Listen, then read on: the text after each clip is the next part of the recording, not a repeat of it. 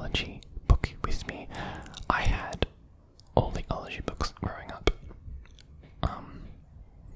and they're just as good as I remember. It'd be really nice to revisit them. If I can remember correctly, there's the Egyptology is of course the main one, and then there's piratology. There was dragonology, and then there was wizardology or fairyology. I think there's also a new one that's like, what is it? It's like, it might be dinosaurology, something like that. I'm actually curious as to whether these books are just an Australian thing. I've always assumed they were universal because they're just so quintessential. Everyone's always raving about them, but I could be wrong.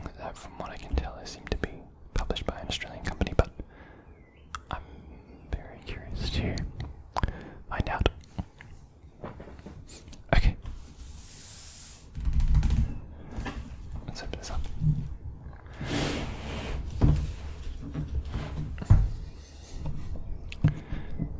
Now, as you can see, it is very pre-loved. I can't even remember. I had this when I first got it. As a very, very small man. But here's where you see opening letter. We have 2004. I don't know if that's when it was published. I assume so. So, I'm not actually sure what the story. So it says here, publisher's note. This book is a facsimile of the journal supposedly written in 1926. As there is scant evidence to back up this claim, it must be enjoyed solely on its own merits. Well, there you go. I don't think I ever understood as a kid that it was like a narrative, or I think it was like, oh, it's just a book of cool Egypt facts. But maybe I can come to it with a newfound admiration. So I have this cool letter, an envelope, and it is from Leonard's Lee, Cambridge, Massachusetts, USA. Address April 21st, 2004. To Farmland Press in Rowville, in New South Wales, I think. Or I could be wrong.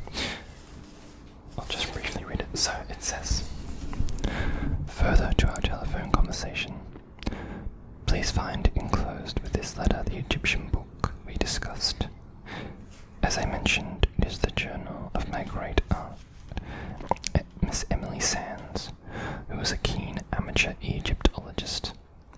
I think you will agree that it has a unique and unusual history. And it kind of goes through. I might not read this whole thing because we've got a lot to cover. So yeah, it's supposed to be some replica of, I guess, some journal made in 1926. I don't know if this is real. Oh, it's just kind of the meta-narrative of the book. But I'm excited. These books, of course, known for all these kind of pull-outs and thingy-majigs. I don't know. There's a bunch of autographs on there, whatever that is. We've got a map of Egypt there, Mediterranean Sea. There's a mummy. There's train tickets, I think. Egyptology. Search for the Tomb of Osiris. Being the journal of Miss Emily Sands, November 1926. It's because good.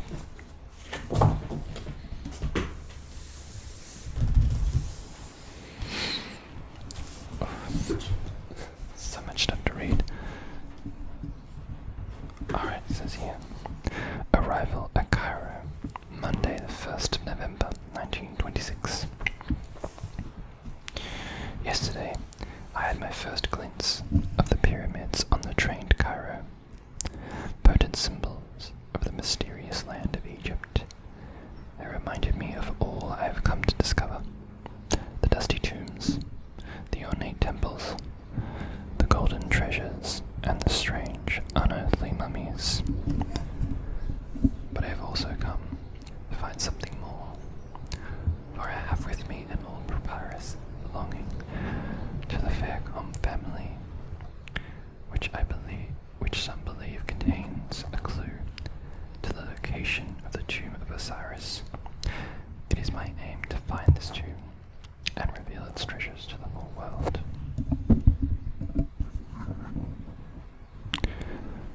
very exciting.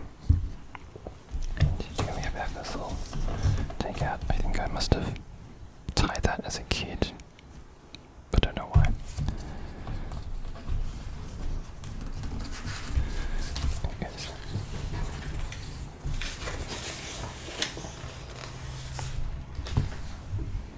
And there you go. That little mock papyrus.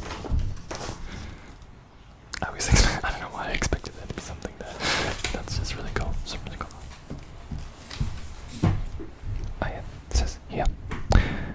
The I didn't pronounce it right. Fancom. I have no idea. The two lines of hieroglyphs on the left read Isis, Lady of Heaven, Mistress of the Gods. She grants that you may live forever and eternity.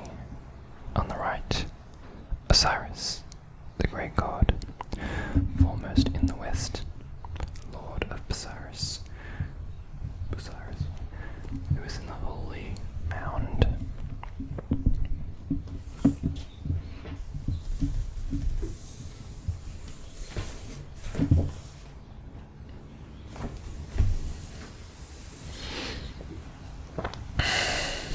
Oh yeah, I remember.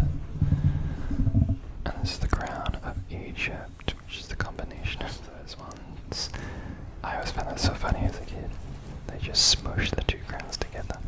As king of both Upper and Lower Egypt, the pharaohs wore a double crown made of the white crown of Upper Egypt and the red crown of Lower Egypt.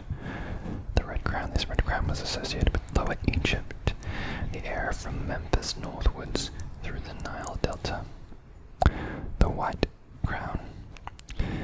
This is the crown of Upper Egypt, which stretched from Memphis southwards to Thebes and beyond. And the blue crown. This is known as the war crown, because scenes of Seti I and his son Ramesses II show them wearing it in battle.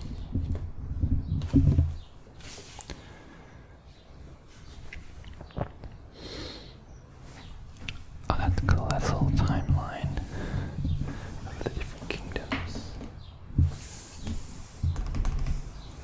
So much good stuff. Temperature in Egypt. What do we got? Oh my good lord. Really? Wait. Oh, okay. Yeah, that's hot. Well, not that hot, but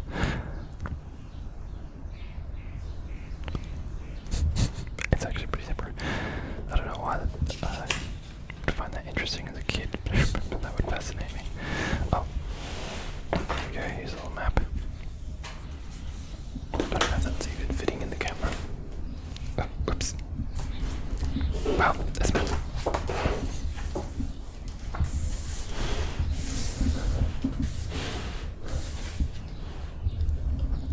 Alright.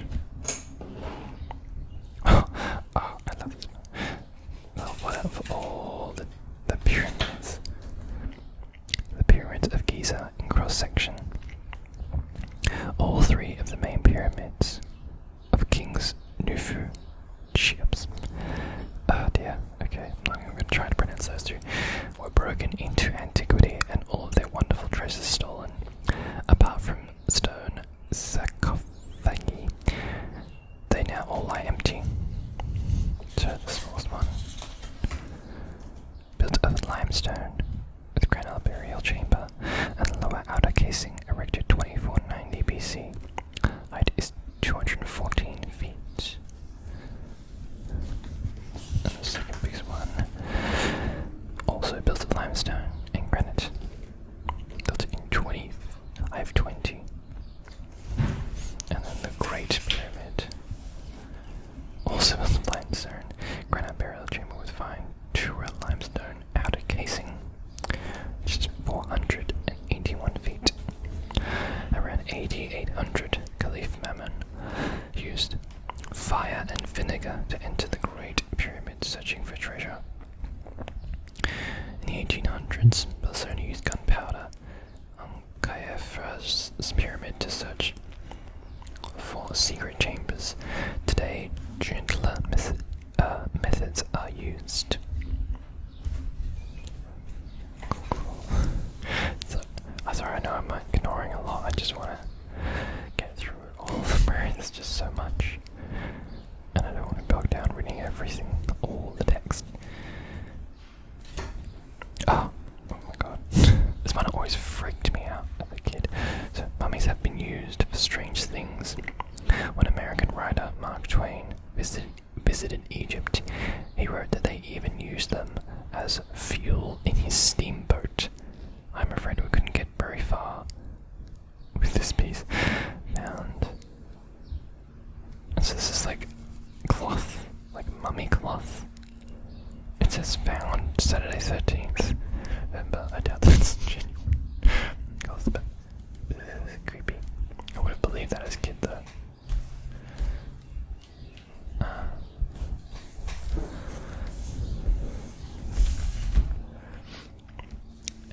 Demonstration building pyramids.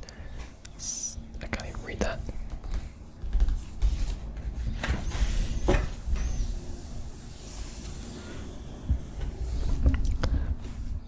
I really can't read cursive at all. I have no idea what that says.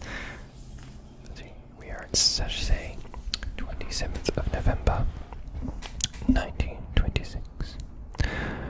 The wind dropped and the motor on our dahabeah was out of action, so we hauled ourselves up the river to the tombs of Beni Hasan. One of the beauties of the Nile is that while it flows north, the prevailing wind blows south. So as long as there is enough wind, no human power is needed to navigate the river. If we had been travelling north, we could simply have drifted with the current. Interesting. Beni Hasan. And how's the little thing about hieroglyphics? I don't know if this is how this is real. They've just made this up, but that's how the hieroglyphic alphabet works. I didn't realize it just like directly corresponds with our alphabet.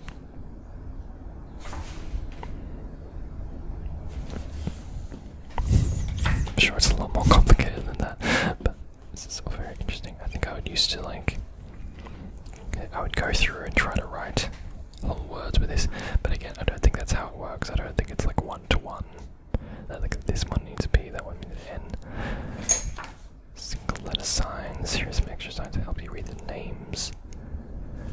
Interesting. And then there's the names of people. Really cool. Ooh, damn. Wait, did I skip a page? No. Ooh, what's this one?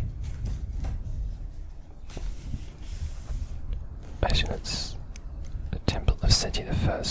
The decorations of the temple were completed by Seti's son, Ramses II. Ramesses II the Great. Good stuff.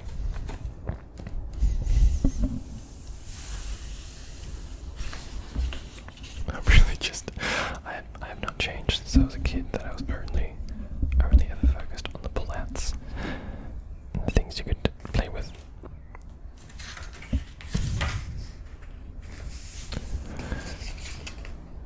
Plumb line to mark out the excavation area.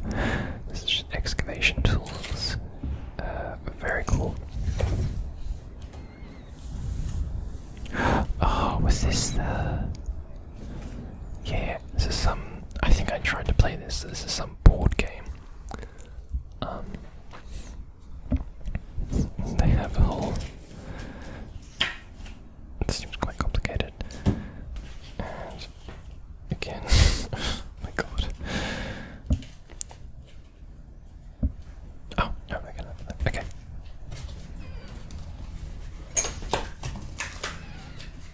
Oh no. Hang on a second.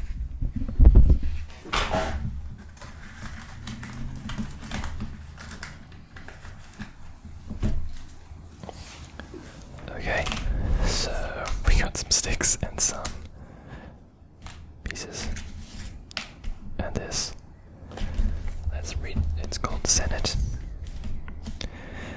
Unfortunately, Emily Sand's journal did not include any advice on how to play Senate. For the sake of this facsimile, we include here rules based on the ones that were reconstructed by Timothy Kendall of the Museum of Fine Art, Boston. In passing through the Neverworld, the meaning and play of Senate, 1978, The Kirk Game Company, Belmont, MA.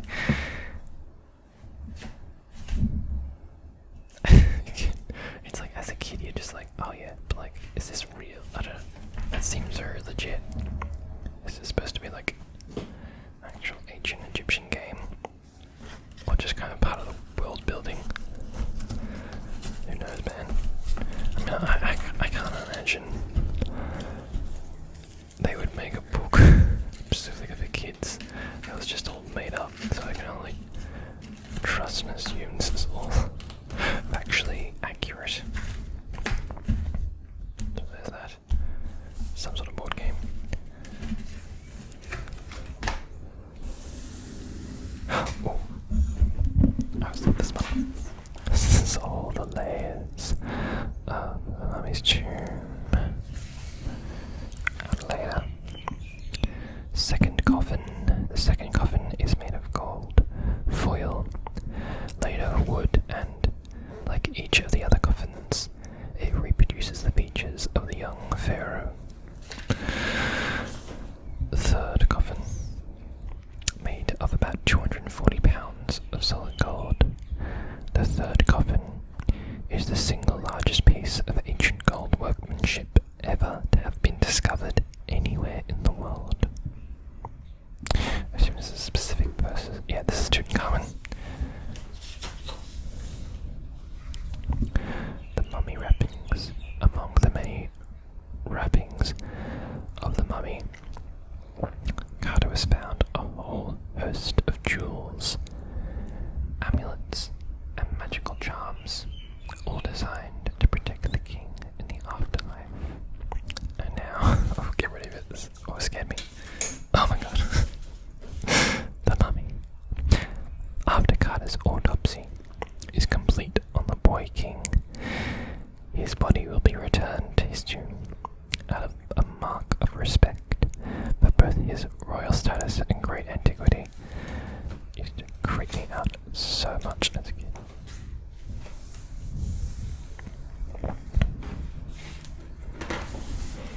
Oh, the outer coffin, made of gold foil on carved wood. This is the first in a series of coffins that fit like Russian dolls over the mummy resting inside.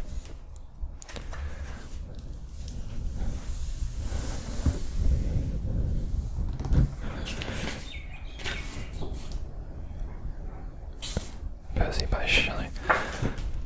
Looks like some of the postcard. As we approached Luxor, site of the ancient Egyptian capital of Thebes, we were caught in a fierce sandstorm as we followed the famous avenue of sphinxes from the temple of Karnak to the temple of Luxor.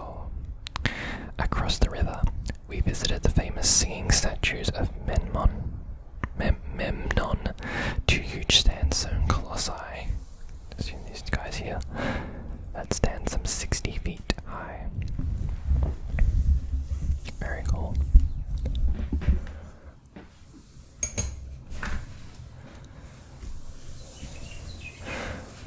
And the city of Hawk.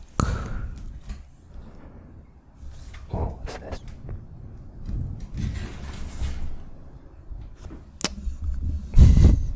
And some Christmas card from these people. I have no idea what that is. Merry Christmas, Emily. Like Emily, so the person who's writing this journal. Whatever. Okay, so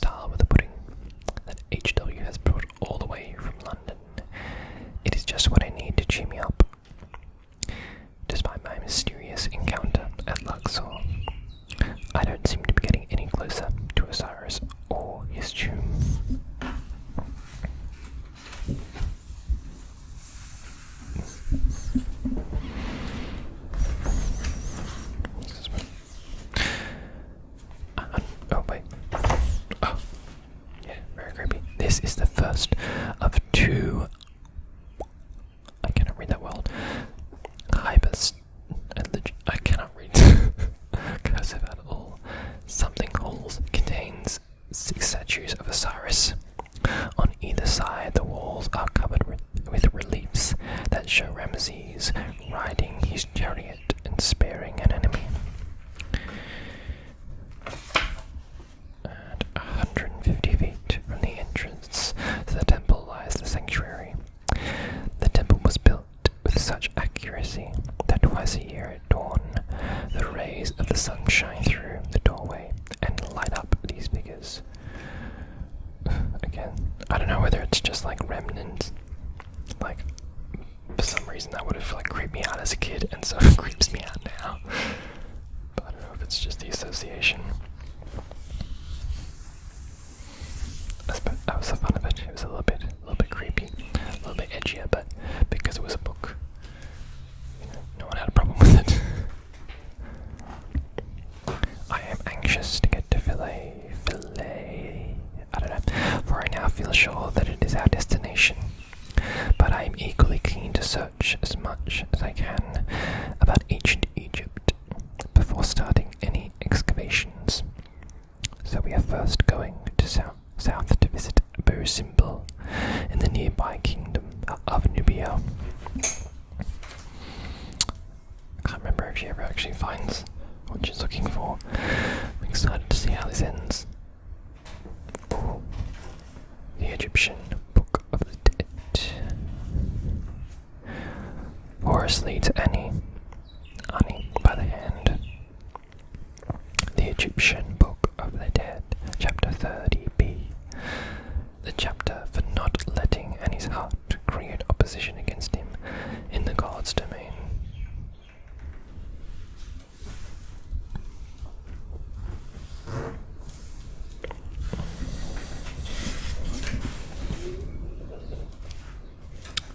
Sure.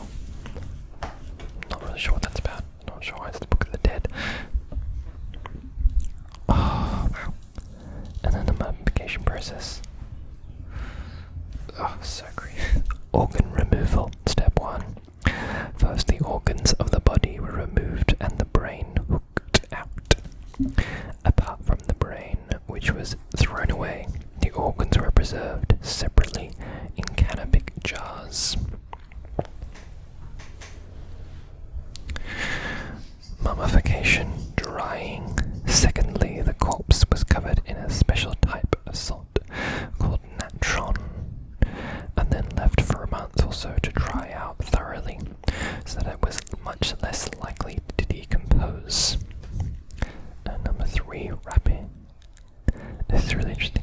In the third stage, hundreds of yards of linen were wrapped around the corpse to protect it. Many jewels, some with magic properties, might be slipped in with the bandages, and then entombing. Finally, the mummy was wrapped in a sheet. Often papyrus of the Book of the Dead would be placed.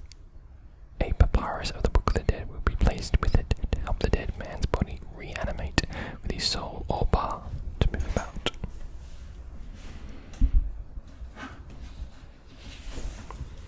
Oh, we seem to be near the end, but there is a little note here. I wonder if this is from the sacred of the god of Isis. We were able to see the nearby island of Biga. I could hardly believe my ears when Mr. Tark said that it was once sacred to Osiris, what was referred to as the Abaddon or Holy Mound, and moreover, that it was relatively unexplored. Why has no one done any more serious excavations? I feel like something bad's about to happen. Can it really have been overlooked until now? After all, Carter continued his search long after everyone said nothing more remained in the Valley of the Kings. One thing is certain, I will be back for a closer inspection tomorrow. And then, oops. The Tomb of Osiris? Question mark. I can hardly sleep with excitement. Today we went to the island of Biga. I decided I might as well make a few more notes on the ancient Egyptian idea of the afterlife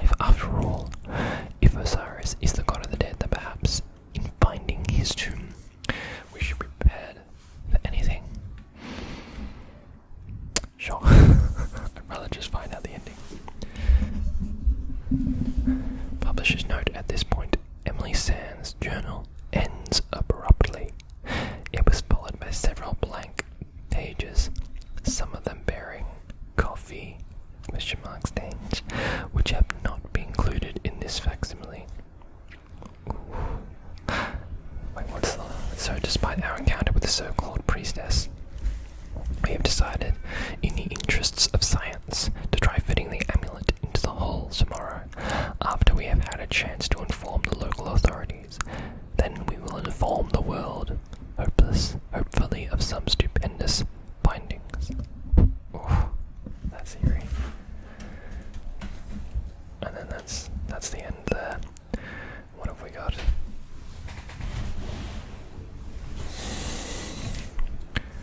Publisher's note. In this facsimile, we retained Emily Sand's 1926 spellings. Yada yada. Shop.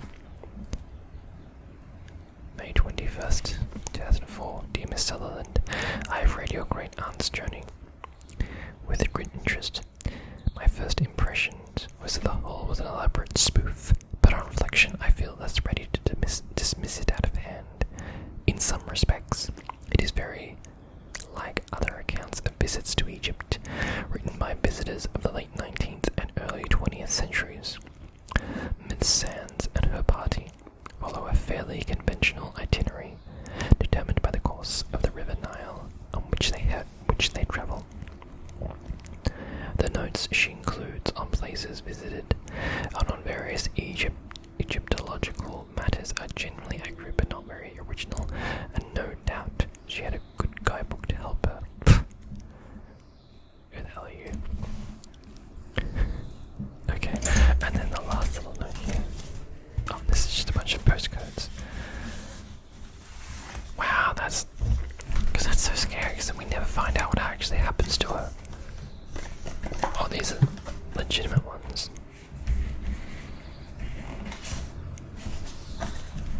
The Amritsar starred to India via Egypt, first class. Cairo, Egypt, Alexandria, Egypt. There's 6 there.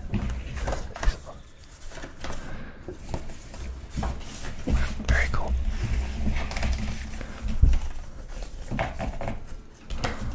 Yeah, I don't think I ever gathered that there was actually this narrative of this lady who is probably straight up dead. She died, she unleashed some curse upon herself, obviously. And that's all of it there.